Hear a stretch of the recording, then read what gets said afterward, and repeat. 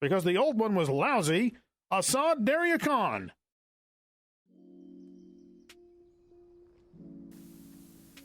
Good evening, ladies and gentlemen, and welcome back to a very exclusive interview and a never-before-seen, or technically listened to, episode of the Pros and Cons Show. Today we have a guest that will speak for the very first time right here for you at home.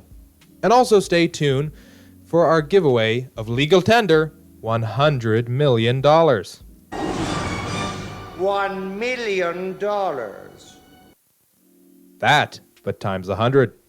You can't see it, but I also have my pinky currently up to my mouth. We will have our giveaway sometime during this interview, so make sure to stay tuned.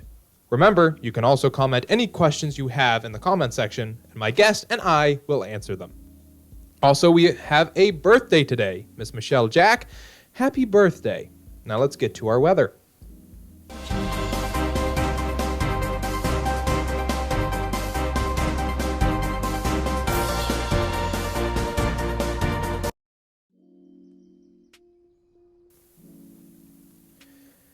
As you can see today, our weather was pretty nice in the morning, but sadly some cloudy skies this evening.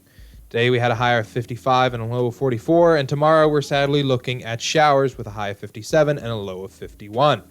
For the rest of the week until Sunday, we are also looking at showers. Monday it's going to warm up just a little bit, 57 and a low of 42 with some sunshine. But then Tuesday we have showers, and Wednesday we have storms. Hopefully, that weather will hopefully change and we can get some sun. But at least we have Monday creeping up on us. Now let's get to the news.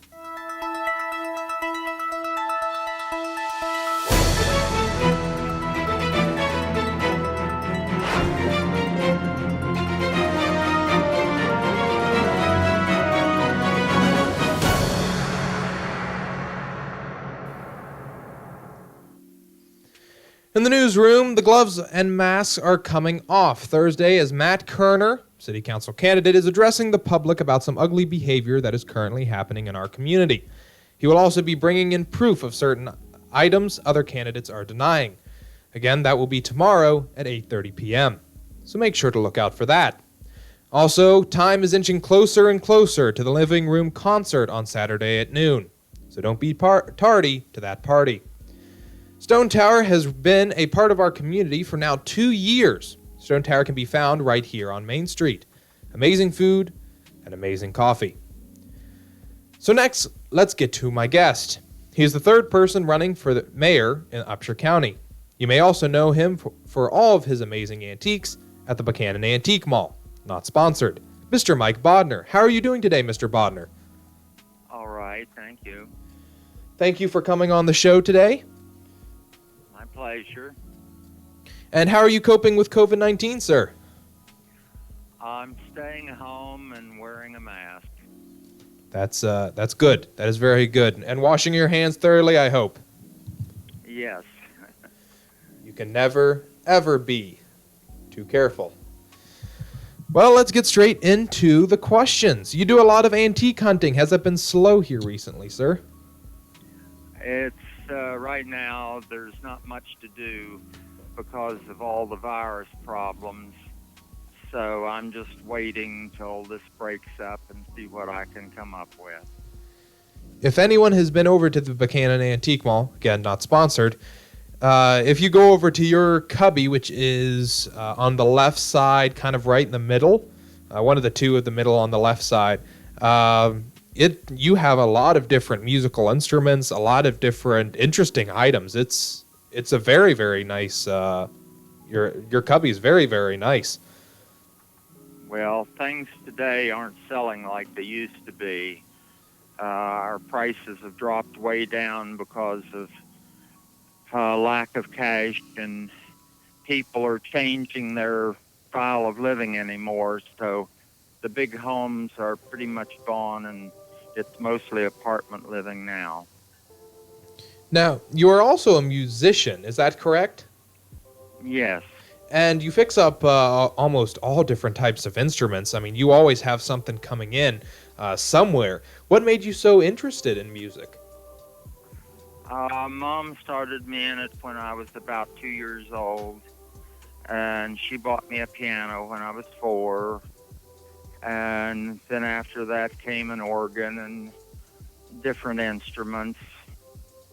And my band directors here in Buchanan both went to Juilliard, so they were determined that I would go to Juilliard. I had Virgil Fox as the organist at Juilliard as a teacher. At Harvard, I had Edward Biggs.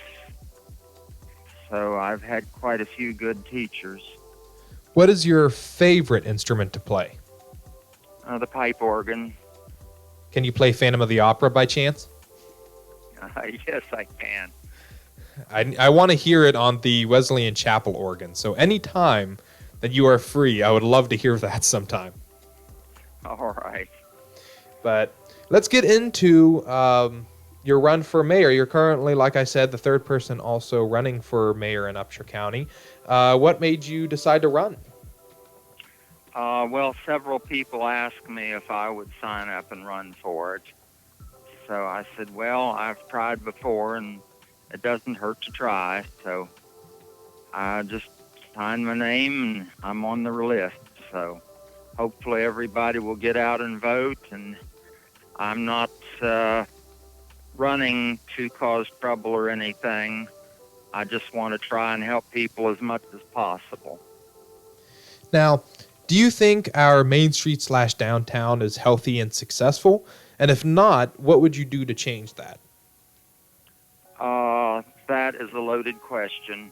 It's not successful right now, and I don't imagine it will be for quite some time. It will take several new people coming in to try and boost the economy. Our economy right now is in very bad shape, and the new building on Main Street, the 3-story one, I don't know if it's going to work out or not. The rent's very high, and most people don't like climbing stairs or riding elevators to the 3rd floor. Now, how do you plan to involve residents as well in the decision-making process in our town? Well, I think they should come to the city council and speak their mind. I have no reason to lock the doors and hide anything. It's supposed to be a public affair, and if I get in, my office doors will be wide open, and anybody that wants to talk, or one lady said that she'd been thrown out of City Hall because she raised her voice. I told her, I said, if you want to come in and get things off your chest, go right ahead. I grew up with 12 women in the house. I'm used to it. Now, another question that I have is, if someone came to you with a proposal to build a new piece of public infrastructure in our city, like a road, a bridge, etc., how would you evaluate whether that project was worth implementing? Well, I'd have to go through all the paperwork and see what they're proposing and what the costs are going to be and everything. I wouldn't just push it to the side and arbitrarily say it doesn't matter. I'd look over everything and see what we could do to make it work or not. Another question that I have is, if you received a $1 million grant to use for the city any way that you wanted, what would you do with it and why? I would probably put it in the treasury because we're kind of low on funds, and use it to help the people that are really in desperate need. In desperate need, would you also mean like tackling homelessness? Yes. What are some ideas or that you have for attacking homelessness? Well, homelessness, we need some place for people to live. I know there's a lot of people that don't like moving into buildings because they've had trouble, and it's a hard answer to just come up with a simple one. you have to work at one section at a time and try to get it figured out the best way you can. I mean, we have a halfway house down the street from my house, and there's a couple of other places in town that help out people, but a lot of people just don't want to be helped. I think most of them are afraid that something will happen to them. Now, what about, on top of homelessness, some of the drug issues that are currently happening in town? Well, we're going to have to trace back and see where all the drugs are coming from and see if we can't put a stop to that. I know the hospitals for the past few years and the doctors have been handing out Oxycontin and hydrocodone and everything. And I've got a couple family members that are literally they're hooked on the stuff. And it's not good for you at all. The less you take of any kind of medications and things like that are better. Even marijuana is not necessarily good for you. But I'm not going to stand in judgment against anybody. If they need something, then they should have it. Now, what makes you stand out from other candidates? Well, maybe because I'm old-fashioned, and I believe that we have to stick with some of the older methods. I know some people say, well, we're modern and everything, but a lot of times it just doesn't work. I mean, basically, we're an agricultural society, and that's where everything comes from, our food and so forth, our milk. And computers just don't do that. They don't make food or anything. And we have to take that into consideration. Farmers are something we need all the time, not just whenever we feel like it. And I think the more farmers we've got, the better. Now, have you considered making some signs or some, other different types of things that you can put around town? I had thought about that, but everybody else has got so many up. But I thought it was just a waste of money. Call me old Scrooge, but I just can't see spending money as a waste. I've always been brought up to be saving and not waste money.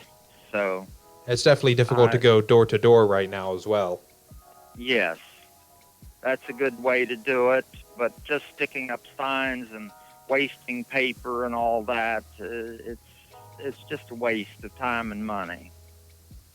Now, what do you feel are the pros and cons, ironically the name of the show, of Buchanan? Well, it brings out information for people that don't normally get the information that we actually need. It's like computers. We can get on computers and pick up a lot of things that we didn't have before.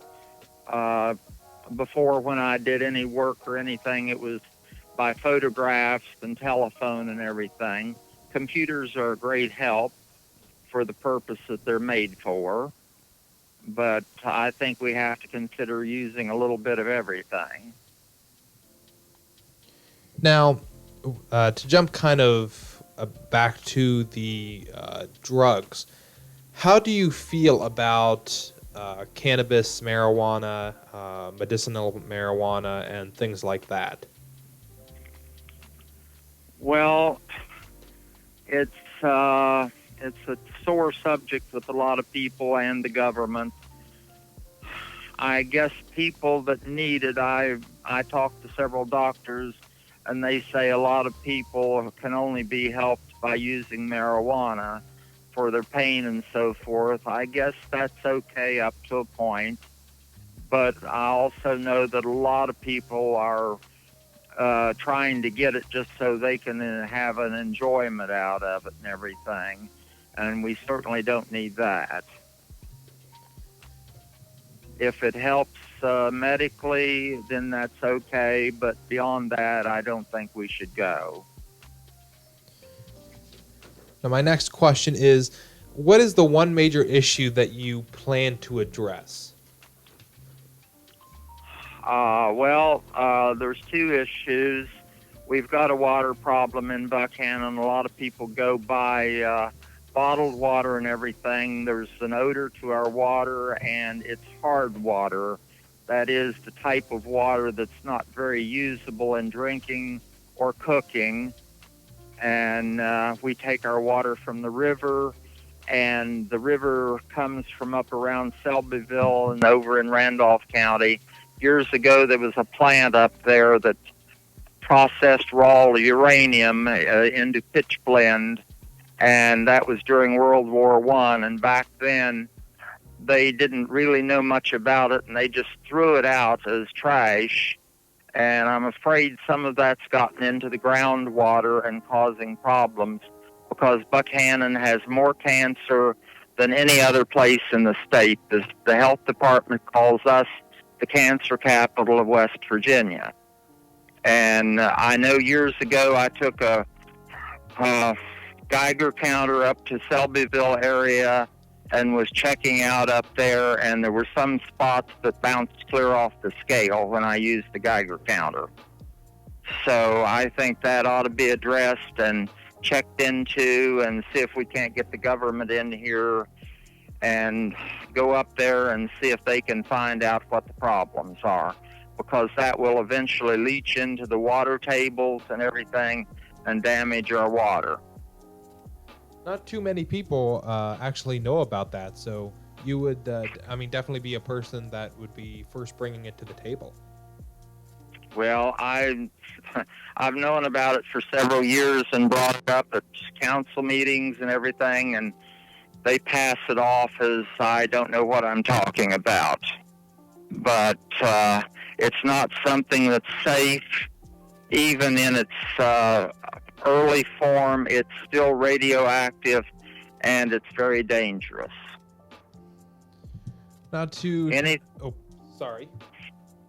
Anything with radioactivity involved, even small amounts, is dangerous over the long term to people. Right here in town, if you've got one or two people with cancer, that's understandable. But my entire family died of cancer. My neighbors died of cancer.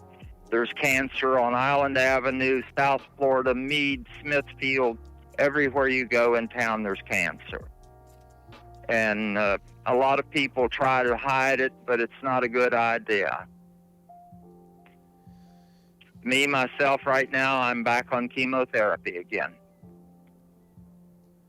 Now, for my next question as well, how do you feel about the current childishness that is currently taking place in the election currently? And I am talking about the constant childish articles from either Buckhannon Values, Mountaineer Journal, the Buckhannon Rag. Then I also am meaning how some candidates are now joining with these folks to get immature articles released. Does that also show that they're infantile as well? Well, some people don't want to address the issue because a lot of people don't understand it, and some people just can't figure it out. And it's something we just have to get on the table and talk about. As I say, when we go to council meetings, everybody should be allowed in. There should be no doors locked or shut people out. No schedules. If people want to come in and talk, that's what they should do. Now, how do you feel, or have you seen the Mountaineer blog, journal, and their recent, I put in quotations, poll? How do you feel about that, and does their poll even matter? Well, I think polls are interesting. They do matter in the short term, but I don't think that over the long term they're going to make a whole lot of difference. It's interesting to hear all the different people, bring up the subject, but I'm not sure if it's relevant to everything. It just gives you an idea of what's happening and what's going on at the present time. Now, some of the city candidates are really trying to do some good in town, and this also means, like yourself, stepping up, for some people, like for the water issues, Mr. Kerner is helping with a senior citizen center. Scott Preston is helping deliver food, and Shauna Jones is helping as well. However, there are some candidates that are just kind of sitting back and letting whatever happen. And some are even stereotyping Chinese, which doesn't surprise me because of their habits. How do you feel about that? Oh, well, the Chinese supposedly got this virus started. It got away from their laboratories. And here locally, luckily, we haven't had any problems with the virus that much. And I think we should still be very careful over it and not tamper with it. If the masks work and everything, I spray mine with alcohol every day. And that way, if there's any germs or anything on it, it'll help kill them. But as far as the rest goes, it's just one of those things we'll have to sit down at the table, talk about, and figure out what we can do. Now, how do you feel about the current COVID-19 response that is happening in town? Well, we could be a little more careful. I know Walmart, the family the other day brought the whole house full of kids out there that were all sick and coughing, and somebody should have stayed home with them. They shouldn't have been out at the grocery store, even if it's a common cold. But, I mean, that's up to the parents what they want to do. I don't have a right to tell them what to do. But when they came towards me, I backed off and went down another aisle. I think the farther away right now we stay from each other, the better off we are. And I really hate it that we've got all these problems with paychecks and people out of work and everything. We've got to come up with some way, even, I mean, if it's just for a week or a month, to try and come up some way and help people out. I mean, if we've got the money in the treasury at City Hall, that people are really desperate and can't pay their bills, I think we should help them out. Now, speaking about that, how do you believe like the current city response and how the mayor's handling everything? How do you feel about that? Well, I don't really think they're doing that much. Now, to talk a little bit more also about the bigotry and that type of stuff that's currently happening, how do you feel about current hate and bigotry that some candidates and their supporters are saying? Well, as I said before, we're an old-fashioned area. Most people's roots go back before the Civil War here. My family's been here for 300 years. And it's hard for us to accept all this rush of modernity on people that we're not used to it. We're slow to react with a lot of things, and I think that we just have to take our time and go over everything as we can. All right. Well, I think we should get to our giveaway. What do you think? All right. All right. And during the giveaway, we're again opening up the comment section where you can ask any questions that you have for Mr. Bodnar. Again, any questions that you have, please just text them into the comment section, and also text in or comment in your answer to the question. So, today we have a legal tender $100 million bill for Zimbabwe. It's a reserve bank of Zimbabwe, so you can be a millionaire in Zimbabwe. So, there you have it. So, $100 million legal tender. Again, I have to mention, legal tender banknote of Zimbabwe. I mean, this is fully legal. It's not a fake bill. It's not a gimmick bill. It is an actual $100 million bill, legal tender for Zimbabwe. And the question is, for today, what was Zimbabwe called before it was called Zimbabwe? Again, the question is, what was Zimbabwe called before it was called Zimbabwe? Comment your answers in.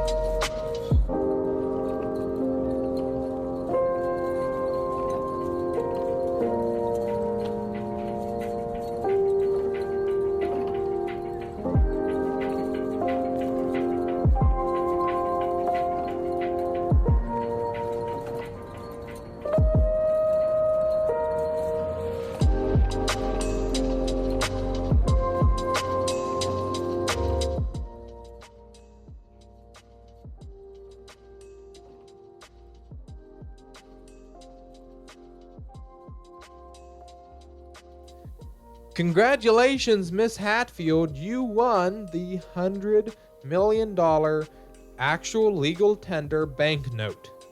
The correct answer It was Southern Rhodesia. Southern Rhodesia. So thank you very much. You will be contacted here shortly, actually, about your winning, and we can set up a time for you to either come out and pick it up, we can deliver it, and follow all CDC guidelines as we do so. So thank you so much. Now let's get to our comments section. Ms. Simons asks, how can we spread good, love, and respect to everyone and still follow the COVID-19 guidelines?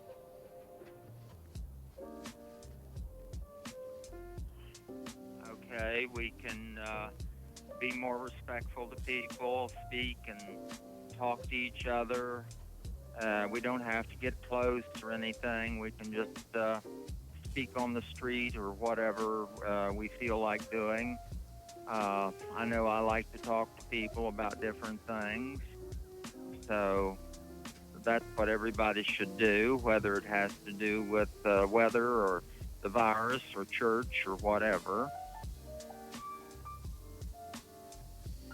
Next question also from Ms. Simons.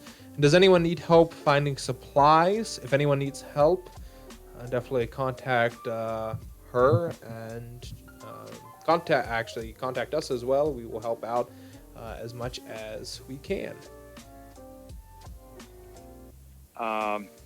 Probably you might also check with Salvation Army and see if Goodwill can help. The parish house always has supplies when they're on hand. I know they're lacking in a lot of respects. They don't get canned goods and preserved foods that they normally would need in any of them, but they run out very quickly. And I don't know, perhaps Walmart would be willing to donate food that is coming to its expiration date. I think that would be a good idea to ask them, and also Kroger's, if they could have what's left over and see how they feel about that. I see no reason why a lot of that food can't be used, because I've seen expiration dates on it that they're throwing it out and there's not a thing wrong with it. And maybe we should ask them to help out a little bit. Next question is from Miss Harrison.